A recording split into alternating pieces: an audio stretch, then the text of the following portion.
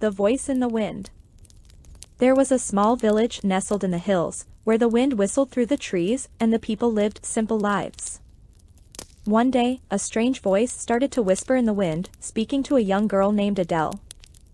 At first, she thought it was just her imagination, but the voice grew louder and clearer each day, until she could make out its words. The voice spoke of adventure and far-off lands, of mysteries waiting to be uncovered and secrets waiting to be revealed. Adele was entranced by the voice, and soon she knew that she had to follow it. So, she packed a small bag and set out into the unknown. As she walked, the voice grew fainter and fainter, but Adele was determined to find where it was coming from. She climbed mountains and forded rivers, slept beneath the stars and braved the wildest of storms. At last, she reached a great stone tower that rose high into the sky. The voice was coming from the top, she was sure of it. With a determined heart, Adele began to climb the spiral staircase that wound its way to the top. At the top of the tower, she found a small room filled with books and maps and strange, glowing crystals.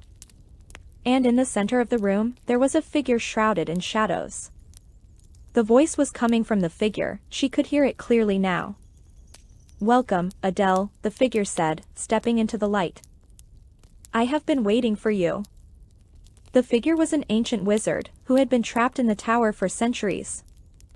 He had been searching for someone brave and determined enough to help him escape, and he believed that Adele was the one. Together, they braved the dangers of the tower and finally made their way to the bottom. And as they stepped out into the light, the wizard turned to Adele and said, "Thank you for freeing me. You have proved yourself to be a true adventurer, and I am proud to call you my friend." And so, Adele continued on her journey, the voice in the wind always guiding her forward. She knew that her adventures were far from over, and that there would always be new mysteries waiting to be uncovered and new secrets waiting to be revealed.